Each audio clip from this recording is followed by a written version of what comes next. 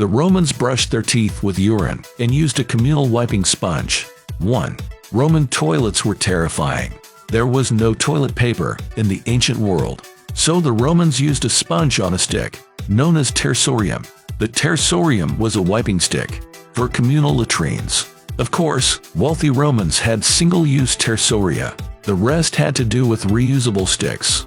These were cleaned in a bucket of vinegar or salt water. The Romans also used moss and leaves. 2. Roman gladiators sold their sweat. They would cover themselves in oil before competing. By the end, they would usually be covered in dirt. The gladiators scraped the sweat and filth off their bodies. This gunk was collected by slaves. The scrapings would then be sold as aphrodisiacs. Wealthy women paid good money for gladiator sweat. 3. Romans had exploding toilets. The problem was the gas buildup. Roman public latrines had poor ventilation. Hydrogen sulfide and methane would accumulate. If the gas ignited from a candle flame, it exploded. Romans drew magic spells and images of gods on the walls. They were supposed to keep toilet patrons safe from underworld forces. 4. Romans used urine as mouthwash.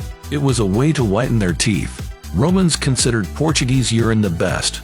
The Roman poet Catullus proclaimed, "The higher the polish on your teeth, the more it proclaims that you have drunk your piss." Urine was likewise used to wash clothes. It was mixed with ashes for better stain removal. 5. Gladiator blood was used as medicine. The blood of the gladiators was as popular as their sweat. Roman physicians claimed it could cure various ailments. The blood was collected after fights. It was sold as a remedy for epilepsy and infertility. It would often be sold right at the arena. 6. Romans drank gross energy drinks.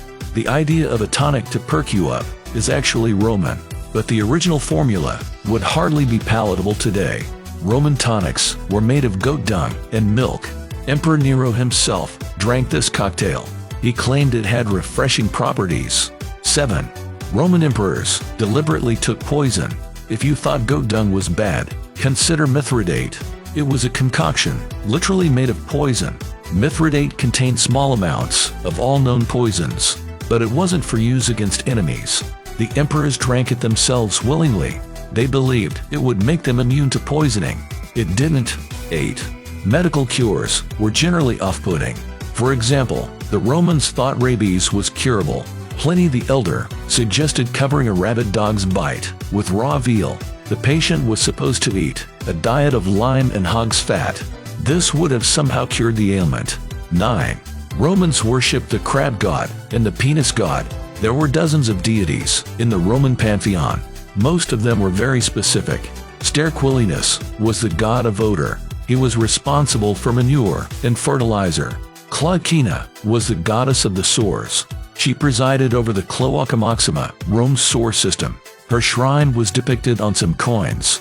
Mutunus Tutunus was the god of erection. Brides were supposed to straddle his phallus before the wedding. It prepared them for their marriage duties. Wherever a person can live, there one can also live well. Marcus Aurelius, Roman emperor,